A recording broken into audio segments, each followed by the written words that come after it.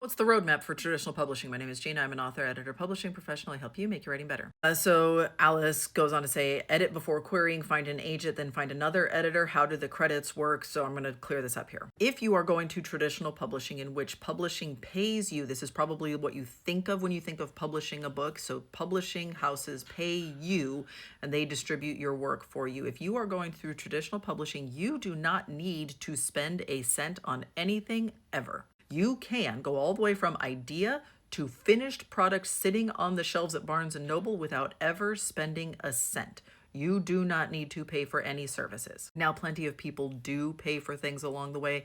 They either get feedback on a pitch or a query letter, or sometimes they do get some paid professional editing services because of reasons that I will get into in a second. They pay to go to conferences or take classes or get, like, there are things that you can definitely pay for, and a lot of people do, but you do not need to. It is not required. Yes, your book needs to be finished, edited, polished, revised. You, as the author, you are so proud of it. You've worked on it for so long. You think it is ready to sit on Barnes and Noble shelves tomorrow. That's when you are able to start querying. It's not ready to sit on shelves, but you think that it is. So when you query, you get a literary agent. Literary agent is not going to charge you any fees for submissions or reading or review or anything like that. They will instead take you on a commission basis, which means that they will then take your book. They might do some more edits with you. They might not. It depends on the agent's style. There's not a wrong way to go about doing this at this stage. And then they will pitch your work to publishers that you don't have access to as an author. You have to have an agent to be in front of these publishers. The agent will pitch you to these publishers. They will negotiate a contract on your behalf. There's a lot more steps that go into this. But then when the money comes in, your agent is going to take a commission. They only get paid when you get paid, and they're going to take 15%. Rest of the money flows to you. Then you are assigned an editor at the publishing house. They are going to work with you to polish that book up even more to fit within their brand and to make it as polished and perfect as they can possibly make it.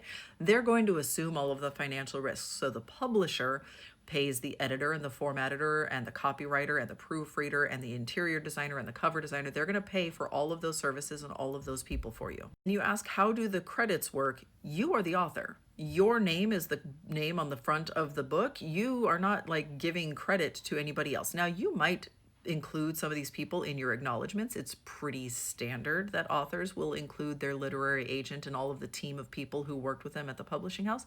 And when you get to this stage, it is worth asking your agent, who should I include on the acknowledgments? There are often like a specific list of people that want to be included in the acknowledgments in a certain way from the publishing house, and it is considered like good form for you to include them in the way that they want to be included. And so you'll ask your agent like, hey, this is what I have for my acknowledgments page. Who else should I be including? They might go directly to the publisher and be like, who should we be including on this list? We want to make sure that we are giving credit appropriately. But that's it as far as credits. They don't get a portion of your copyright. They don't get credited as co-authors. The editor should not be listed on the cover of the book at any point.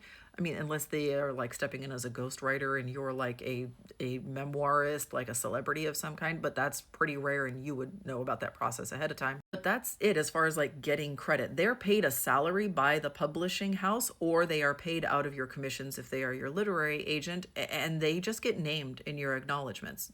You're the author. You get to take credit for this work. Even when there is input from other people, it is your story. You're responsible for the content. You are the person who is going to have to stand up publicly and say, this is the thing that I wrote and the thing that I am most proud of. They get a quick name in the acknowledgments, and that's kind of it.